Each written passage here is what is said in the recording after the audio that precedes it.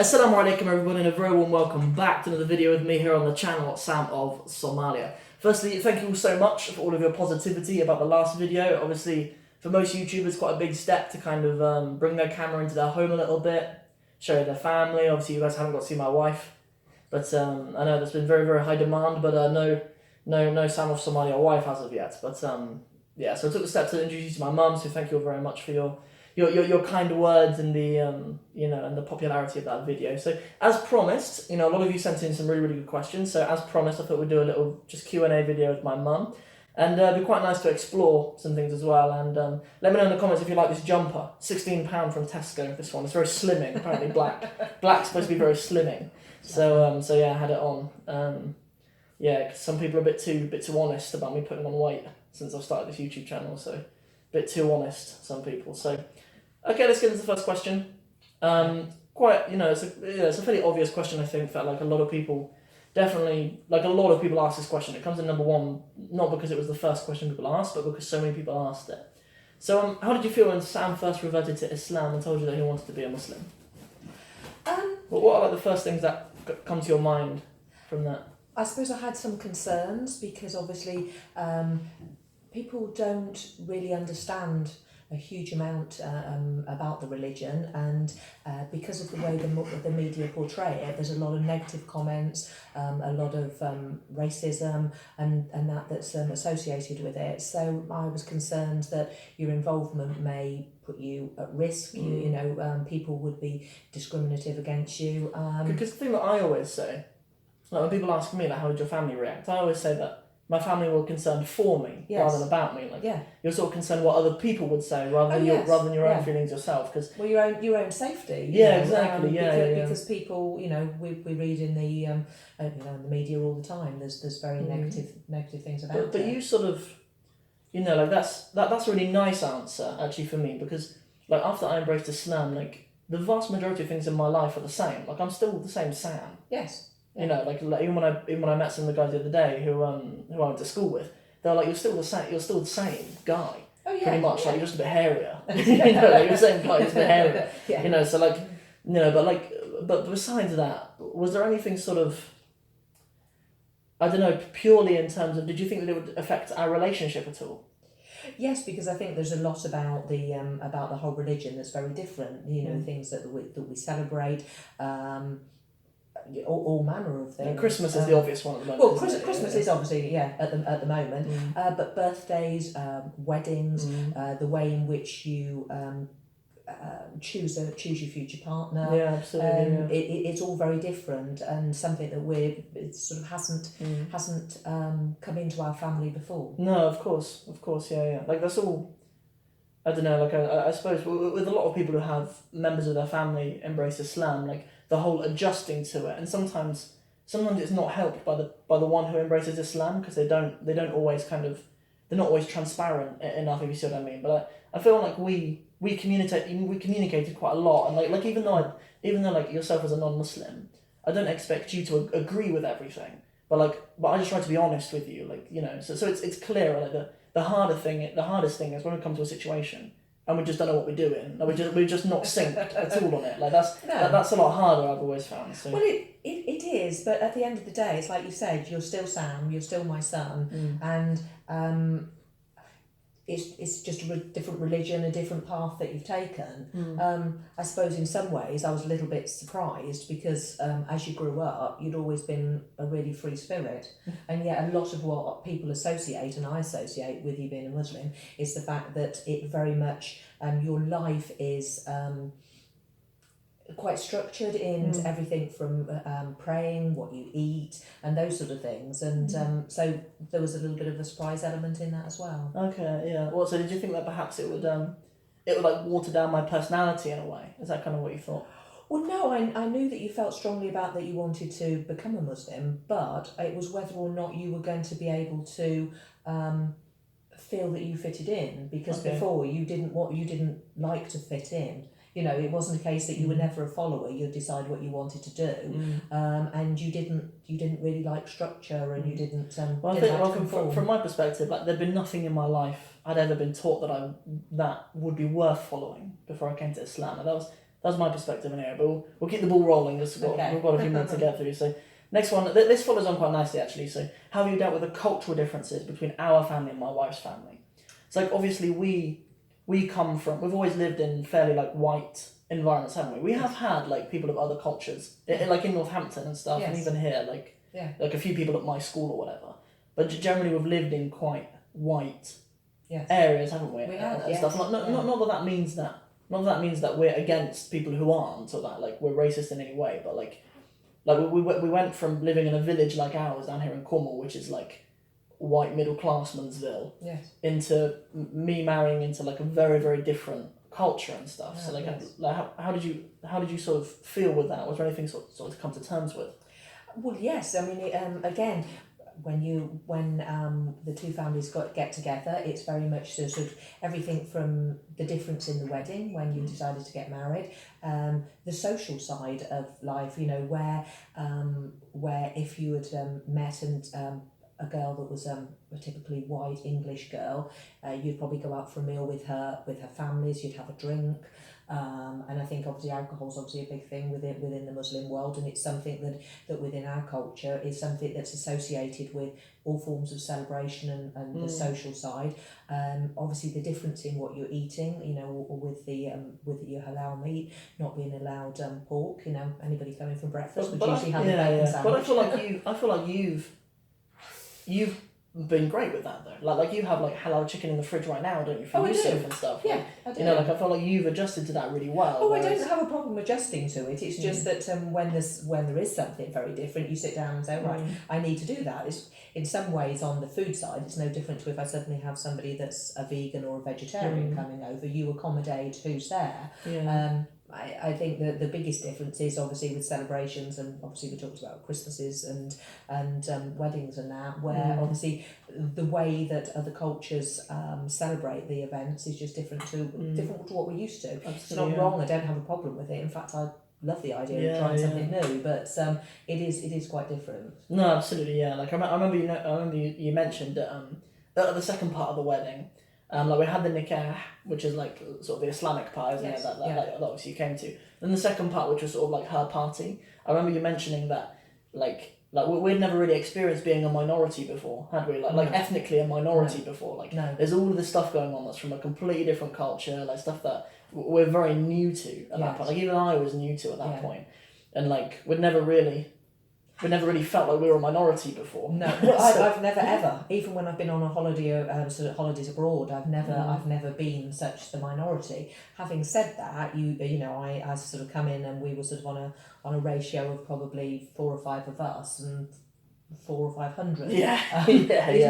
Sort of Somalian relatives and that, but I was made to feel very welcome. I was involved and joined in with everything, and I think it is a part of being accepting about other people and them being accepting. Yeah, and I remember you got stuck in. You had a nice green dress on and everything. Yes. I'm not sure what the wedding dress is called. I don't know if it's not a barti. There's a barti which is like dresses when we're at home. It might be just the word dirar.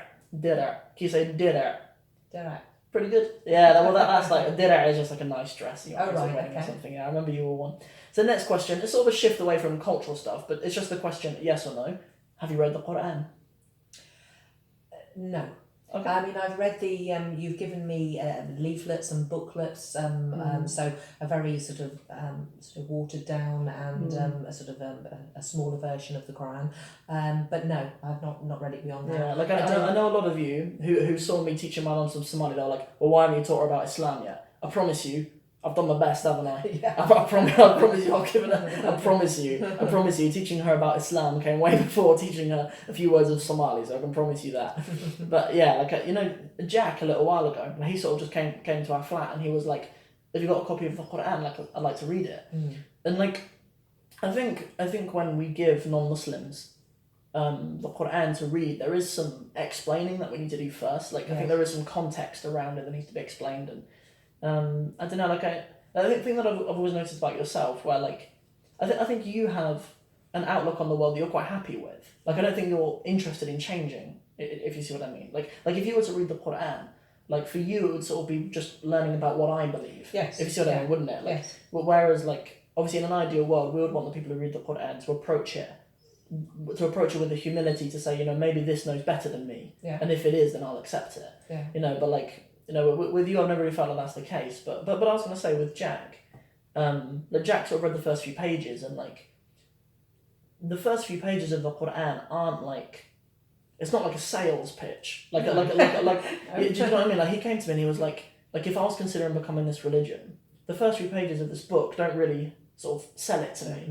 Because like Allah has no need for us. Like, God has no need for us. Like, we need Him. So like in the first few pages of the book, he's just laying down like, this is the book for, you know, this is the book in which there's no doubt. This is this book is the truth. It's for the people who are pious. It's, you know, like, there's some people who won't become Muslims, like deaf, dumb, and blind. You know, like, it's just laying out what is the truth rather than you know. But it's not like a sales pitch, which I think needs some explaining. I think if someone was to open that and see some of that language, sometimes that's like, I think we're used to being.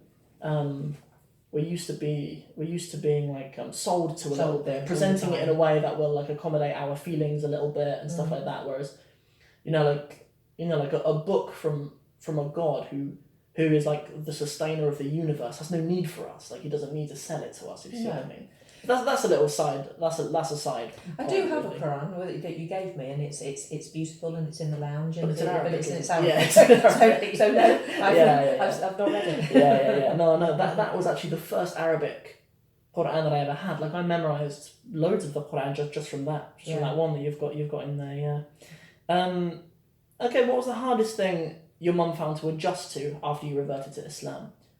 Was there anything in particular you think you could pinpoint that was hard to adjust to? Because of the religion, I felt that it's sort of it stops you being a part of some of the things that we did sort of in the very beginning. I think because things like Christmas and those sort of occasions you don't celebrate. We don't celebrate those really from a religious point of view because by birth we're Christian, but we're non-practicing. But I think that you know, again, you particularly, I think that's sort of moved on a little bit, but in the early days, you didn't want to be part of those celebrations because obviously it sort of went against your religion or it wasn't part of it. And for me, those occasions are very much family times. They're not so much about the religious side of it, they're about those times to get together. So I found that quite hard, that when we were having an event that would normally the family would all come together and celebrate together, you were removing yourself from it. And so I was sort of, sometimes I sort of felt that becoming a Muslim has stolen you away from the family, and so that was quite difficult at times. Well, I mean, that's obviously the last thing that I'd want any of my family to think, obviously. But I'm empathetic. At the same time, like, I get it. I entirely get it. You know, like that's that is something that's just hard to adjust to for families, isn't it? But like, I think the person who embraces Islam can make it softer and easier for their family. You see what I mean? Like, they can. I think there's been compromise over time. I mean, you know, because we don't celebrate certain things with a big religious element, you're part of it, but without feeling that you're doing anything that is against your religion. So I think that in the world in general, in whatever we do, it is about compromise, whether it's to do with our cultural or our religious backgrounds. I think there's always compromise, and I think that's something that we have compromised as a family. Sort of you obviously with your side, and us obviously on the family side as well. Yeah, I mean, like, I don't know, for us, like, the religion, obviously, as you know, is serious business for us. Like, it is serious business for us. On our side, we don't really perceive it as sort of compromise, but like that we're not being extreme. Do you know, like, sometimes people are like like, even Islamically, you can be extreme in Islamic views, if you see what I mean. Like even Islamically, you can be. It's possible to pray too much. Islamically, like Islam is about the balance, but in that sense, it's not necessarily like you're not going to get like our family celebrating Christmas and stuff like the way that you do and stuff. But there are ways that we can go about. We can just go about this time of year, and we can go about it in that isn't disruptive. You see what I mean? No. So yeah, absolutely. Like that's, you know, I entirely get that. And like on my side, it's always about, obviously, because I've got to be a politician in some ways. Because obviously, as you know, like I'm convicted upon Islam, like unwavering in it, really. But like, but I have a mum who I love to pieces, who I don't want to upset as well, if you see what I mean. And like maintaining the bonds Yes. between a son and a mother, that's really important Islamically. It is really important, and there is there's always the side of it where from a parent's point of view, you've converted, but I still have 3 children, and I wouldn't want to treat you differently. So when it comes to Christmas and that, I still want to give to you in the same way that I would my other children, because that's part of me, of the way that we are or have been as a family, and the same in the way in which I would treat Yusuf. I wouldn't expect to treat him differently to I treated my other ones, with the exception obviously of things like I'm not going to give him a bacon sandwich. Yeah, the same as if one of the others was vegetarian. I wouldn't expect to give him a bacon sandwich either. Like equal isn't always the same. No, is it? You see what I mean? Like, no. There can be equal. There's like equal love there, but it's not channeled in the same ways. You can see what I mean. And that's quite an important point. I think it is important, and things with Yusuf, he has winter presents and summer presents. He doesn't have Christmas presents and birthday presents, and because that way I can treat him the same way as I would treat my other grandchildren. Yeah, or does he have Eid presents from you? No, but that might be because you don't know what times of year they are either. Well, no, and also you've always gone away to celebrate Eid. You've not celebrated it here, so we've never been a part of it. Now, if sort of you were celebrating Eid within your home and you invited us, we would come and bring Eid presents and do whatever it was to be part of it, because it's a very celebrate Eid here. It might be because. Just as a bigger community in London where Samira's family are and stuff perhaps. But we'll move on to the next. Because it's a very religious sort of obviously festival for you, sure. You're going to be with all the other Muslims, where obviously no one within your family it is a Muslim. Yeah. So this next question, I need you to be honest with me. Yeah. And I've got pretty thick skin. I've been in YouTube for a little while. I've got pretty thick skin, I can handle it. Yeah. Okay. So this question: has your mum had to deal with any negative comments or repercussions from family or friends after your son became Muslim? Like, if you had friends or family or anyone who said anything to you like, aren't you ashamed? He's a savage. Your son is a barbarian. Well, again, because you came from sort of a white British Christian family, the first thing was, were you extremist? Were you going to become a terrorist? You were learning Arabic, so you've got to have obviously an alternative reason for doing that. I should tell you that you're not allowed to do it. Of course at 24 you're going to listen to me, aren't you? but yes, that's and that it's that it's not acceptable, and why what's gone wrong, why you would choose to go away from what we've always been within the family and do something that's totally different to the way we have our life. Absolutely, yeah. None of that surprises me too much, really. No, and people are always afraid of things they don't know. People very much respond to what they see in the press, and how often. And this isn't just about being a Muslim. This is about anything else. The press portray the odd very nice thing, if it's a royal wedding or something like that, but mostly they focus on where you have terrorism or where you have war in another country and negative aspects. So that's the aspect that a lot of people see. So of course they are you ashamed? And I have had lots of comments, but from my point of view, you've never done anything that concerns me, that leads me to believe that you're taking an unsavoury path.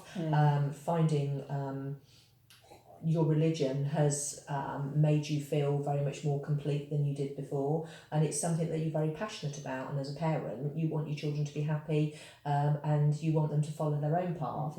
This is your life, and it's not my life. You really have to do it. Yeah, absolutely. Yeah, in the world now, but what a lot of young people are getting caught up in.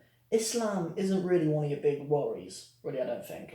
Like from my school year, and we go to I went to a pretty privileged school where people have good homes and are pretty affluent and stuff, but there are people in my year who went down paths that are way worse than mine. Obviously in my mind I'm on the best path of anyone, but even from a non-Muslim perspective, to have a son who wants to settle down and do his studies and get married and focus on the important things in life. Like, that can't be bad, can it? Surely, like when you have some mothers who have a son my age who's you know, got a girl pregnant and isn't married to them and like might have a drug problem or a drink problem, whatever. Like, it's not.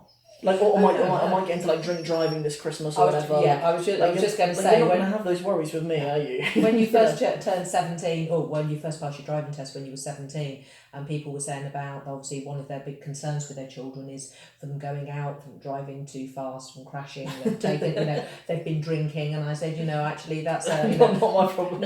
I don't have that problem. I said, Sam doesn't drink, and you know, he doesn't take drugs, and that's really important. And I think it's good to focus on the really positive side rather than the negative side that so many people do focus on. Yeah, absolutely. Yeah. Last question was just, have you been to Somalia? I haven't been to Somalia, mainly because I think that it's not, at the moment, it's not a holiday destination It's not easy. It's not, no. And you hear about the, you know, about the civil war, the troubles over there. Having said that, it's got one of the longest, most beautiful coastlines in the world. I understand it's got miles and miles and miles of white sandy beaches, similar to that of the Caribbean. So if things became more settled over there, it's certainly somewhere I would like to go and experience. Well, it's the same for me. Yeah. It's the same situation for me. Yes. You know, it wouldn't take any more than a Google search to see what a beautiful country Somalia actually is. Yes. But it's just one of those places where, I mean, like an equally quick Google search will tell you how unsafe it is. Yes. You know, if you were to go there, and like, there are white people who go, especially to the north. So like people go to Hargeisa in the north, and people can have holidays in the north quite easily. But like, you know, but in the south, it's you know, it's a little bit different. Like whenever Samira and I have tried to plan a trip, something's happened. You know what I mean? Something's happened, and it's not been, you know, ideal at that time. But then, you know, peace can sort of come and go at the moment in Somalia. I think obviously for Samira and her family, sort of obviously her mother goes back and forth and her father, and I think because that's their home, and because obviously you know, they are from there originally, it's easier for them to go back and be there. Where if you've got somebody that's white and British, regardless of the fact that you're Muslim, you are going to stand out more, and so therefore you're possibly going to be more at risk than in troubled areas than they would be. Yeah, absolutely. Yeah, I mean. Yeah, so like not even you have been. I've not even been. I've not even been yet. But you know, if I know that I have a bit of an audience in Somalia. I know about, I think it's about 15% of my audience, I think, from Somalia. Yeah. They're actually behind you guys in the UK. You guys in the USA, Sweden, and Canada are actually ahead of Somalia. Wow. So Somalia needs to pull their socks up, actually a little bit. But you know, hopefully all of us will go at some point. You know, hopefully we'll all go at some point. But well, it's really nice to because obviously my grandson's half Somali. You know, it's nice to know where they come from and about their culture and actually experience it for yourself. But at the same time, at the moment, I don't want to put myself at the risk. But it is somewhere I'd like to go. Cool. That's it for the questions. It's not been too painful, has it? No.